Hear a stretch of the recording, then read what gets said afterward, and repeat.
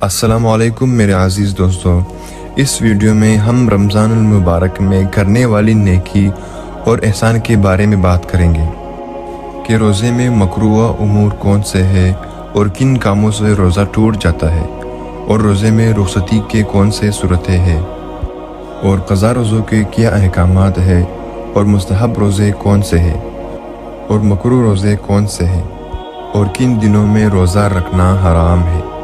اس کے بارے میں ہم اس ویڈیو میں بات کریں گے، تو آپ دوستوں سے گزارش ہے کہ اس ویڈیو کو آخر تک دیکھیں اور اس سے فائدہ حاصل کریں۔ رمضان المبارک کی رحمتوں اور برکتوں سے فائدہ اٹھانے کے لیے نیکی کے کاموں کی بہت فضیلت ہے۔ اللہ تعالی ہمیں ان کاموں کی رغبت، شوق اور حرص عطا فرمائے، اور بلائی کے کاموں میں سبقت لے جانے کی توفیق عطا فرمائے، آمین۔ اب ہم رمضان المبارک میں کرنے والی 10 نیکی اور احسان کے کاموں کے بارے میں بات کریں گے۔ اس میں سے نمبر 1، روزہ۔ رمضان المبارک میں سب سے اہم عمل روزہ رکھنا ہے۔ حضرت ابو ہریرہ رضی اللہ تعالیٰ عنہ سے روایت ہے کہ رسول اللہ صلی اللہ علیہ وسلم نے فرمایا، جو کوئی شب قدر میں ایمان کے ساتھ اور حصول ثواب کی نیت سے عبادت میں کھڑا ہوا، اس کے تمام اگلے گناہ بخش دیے جائیں گے، اور جس نے رمضان کے روزے ایمان کے ساتھ اور ثواب کی نیت سے رکھے، اس کے اگلے تمام گناہ معاف کر دیے جائیں گے۔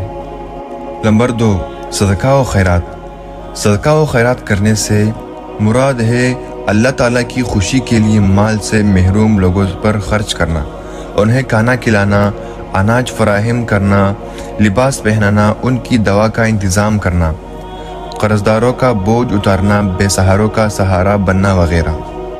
حضرت بن عباس رضی اللہ تعالیٰ عنہ کہتے ہیں کہ رسول صلی اللہ علیہ وسلم سب لوگوں سے زیادہ مال دینے میں سخی تھے، اور سب وقتوں سے زیادہ آپ صلی اللہ علیہ وسلم کی سخاوت رمضان کے مہینے میں ہوتی تھی، اور حضرت جبرائیل علیہ السلام ہر سال رمضان میں آپ صلی اللہ علیہ وسلم سے ملتے، تو آخر مہینے تک آپ صلی اللہ علیہ وسلم انہیں قرآن سناتے۔ جب جبرائیل علیہ السلام آپ صلی اللہ علیہ وسلم سے ملتے، اس وقت آپ صلی اللہ علیہ وسلم مال کے دینے میں چلتا ہوا سے بھی زیادہ تیزی سے سخاوت کرتے تھے۔ لہٰذا رمضان میں عام دنوں کے مقابلے میں یہ اہتمام کہیں زیادہ کرنے کی ضرورت ہے۔ نمبر 3، رات کا قیام۔ رسول صلی اللہ علیہ وسلم رمضان المبارک کی راتوں میں جاگتے تھے، اور آخری 10 راتوں میں اپنے گھرانے کے دیگر افراد کو بھی جگاتے تھے۔ حضرت ابو ہریرہ رضی اللہ تعالیٰ عنہ سے روایت ہے کہ رسول اللہ صلی اللہ علیہ وسلم نے فرمایا، جس نے رمضان کی راتوں میں بیدار رہ کر نماز تراویح پڑھی، ایمان اور ثواب کی نیت کے ساتھ، اس کے اگلے تمام گناہ معاف ہو جائیں گے۔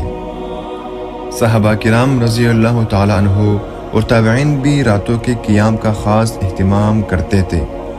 ہر دور کے نیک افراد اس کا اہتمام کرتے رہے ہیں۔ نمبر 4، قرآن مجید کی تلاوت کرنا۔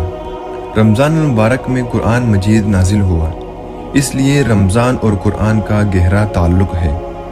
حضرت عبداللہ بن عمر رضی اللہ تعالیٰ عنہ رسول اللہ صلی اللہ علیہ وسلم کا ارشاد نقل کرتے ہیں کہ قیامت کے دن روزہ اور قرآن شریف دونوں شفاعت کریں گے۔ قرآن کہے گا، اے اللہ، میں رات بھر اس کو آرام سے روکے رکھا، میری شفاعت قبول فرما۔ اور روزہ عرض کرے گا کہ یا اللہ، میں نے اس کو دن میں کھانے اور خواہش سے نفس سے روکا رکھا، میری شفاعت قبول کیجیے۔ پس دونوں کی شفاعت قبول کی جائے گی۔ رسول صلی اللہ علیہ وسلم رمضان المبارک میں عام دنوں سے زیادہ تلاوت کلام پاک کرتے تھے۔ اس مہینے میں نبی صلی اللہ علیہ وسلم کا حضرت جبرائیل علیہ السلام کے ساتھ دورہ قرآن کرنا، صحابہ کرام رضی اللہ تعالیٰ عنہ اور تابعین کا کثرت سے قرآن مجید کی تلاوت کرنا ہمارے لیے مثال ہے کہ رمضان المبارک میں کرنے والی اہم کاموں میں قرآن مجید کی تلاوت کتنی اہمیت کی حامل ہے۔ رمضان المبارک میں کرنے والے کاموں میں راتوں کے قیام میں تلاوت کرنا، بغیر قیام کی تلاوت کرنا، قرآن مجید کو ترجمے کے ساتھ سمجھ کر پڑھنا عام دنوں کے مقابلے میں زیادہ اہمیت رکھتا ہے۔ تلاوت میں توجہ پسندیدہ ہے۔ نبی کریم صلی اللہ علیہ وسلم توجہ سے قرآن مجید پڑھتے تھے اور اس سے اثر قبول کرتے تھے۔ صحابہ کرام رضی اللہ تعالی عنہ میں سے کچھ لوگ عام دنوں میں 3 دن میں قرآن مجید ختم کر لیتے تھے، کچھ 7 دن میں، کچھ 10 دنوں میں۔ فضیلت والے مہینے میں اس سے بھی زیادہ پڑھنا جائز ہے۔ اللہ تعالی ہمیں رات اور دن کے اوقات میں تلاوت کی توفیق عطا فرمائے، ہمیں تلاوت کا حق ادا کرنے کی توفیق عطا فرمائے۔ قرآن مجید کو ہمارے لیے قبروں کی وحشتوں کو دور کرنے والا ساتھی بنائے، اس کے ذریعے ہم پر رحمت نازل فرمائے اور ہم سے راضی ہو جائے، آمین۔ نمبر 5، روزہ افطار کروانا۔ رمضان المبارک کے فضیلت والے کاموں میں سے ایک کام روزے کا افطار کروانا ہے۔ نبی کریم صلی اللہ علیہ وسلم نے فرمایا، جو شخص روزے دار کا روزہ کھلوائے یا مجاہد کو جہاد کے لیے تیاری کروائے، ان کے لیے روزے دار کی اور مجاہد کے برابر اجر ہوگا۔ نمبر 6، اعتکاف۔ رمضان المبارک کی خصوصی عبادت ہے۔ اللہ تعالیٰ کا قرب حاصل کرنے کے لیے عبادت کی غرض سے مسجد میں رہنا اعتکاف کہلاتا ہے۔ اعتکاف میں انسان کی بھرپور توجہ اسی جانب رہتی ہے کہ اللہ راضی ہو جائے۔ رسول صلی اللہ علیہ وسلم رمضان کی آخری 10 دن رات مسجد کے ایک حصے میں گزارتے تھے، عام معمولات اور تعلقات ختم کرتے تھے۔ وفات تک اعتکاف میں بیٹھنا آپ صلی اللہ علیہ وسلم کا معمول رہا۔ آپ صلی اللہ علیہ وسلم نے اس کی اتنی پابندی کی کہ ایک بار آپ صلی اللہ علیہ وسلم رمضان میں نہ بیٹھ سکے تو آپ صلی اللہ علیہ وسلم نے شوال کے آخری 10 دنوں میں اعتکاف کیا۔ اعتکاف مجموعہ عبادات ہے جس میں انسان رب سے اپنی گناہوں کی معافی مانگتا ہے، ذکر کرتا ہے، دعائیں کرتا ہے، نوافل ادا کرتا ہے، قرآن مجید کی تلاوت کرتا ہے، یک سوائے سے اللہ تعالیٰ کی طرف متوجہ رہتا ہے، اور یہ سارے ہی کام عبادت ہے۔ نمبر 7، رمضان کے آخری عشرے میں خوب محنت کرنا۔ رسول صلی اللہ علیہ وسلم رمضان کے آخری عشرے میں اعتکاف کرتے تھے۔ اسی عشرے کے طاق راتوں میں ایک سے ایک رات لیلۃ القدر ہے۔ آپ صلی اللہ علیہ وسلم اس عشرے میں خود بھی عبادت کرتے تھے، اپنے گھر والوں کو بھی حکم دیتے تھے۔ سیدہ عائشہ صدیقہ رضی اللہ تعالی عنہا فرماتی ہے کہ رسول اللہ صلی اللہ علیہ وسلم رمضان کی آخری عشرے میں اتنی ریاضت کرتے تھے کہ اس کے علاوہ اور دنوں میں اتنی ریاضت نہیں کرتے تھے۔ نمبر 8، لیلۃ القدر تلاش کرنا۔ رب العزت نے فرمایا، لیلۃ القدر خیر من الف شہر تنزل الملائکۃ والروح فیہا باذن ربہم من کل امر سلام ہی حتی مطلع الفجر۔ لیلۃ القدر 1000 مہینوں سے بہتر ہے۔ فرشتے اور روح اس میں اپنے رب کی اجازت سے ہر حکم لے کر اترتے ہیں۔ وہ رات سراپا سلامتی ہے فجر کے طلوع ہونے تک۔ حضرت ابو ہریرہ سے روایت ہے کہ نبی کریم صلی اللہ علیہ وسلم نے فرمایا، بلا شبہ اس رات زمین میں فرشتوں کی تعداد کنکریوں کی تعداد سے زیادہ ہوتی ہے۔ ان راتوں میں اللہ تعالیٰ کی خوب عبادت کرنی چاہیے تاکہ اس کی خیر و برکت سے محروم نہ رہے۔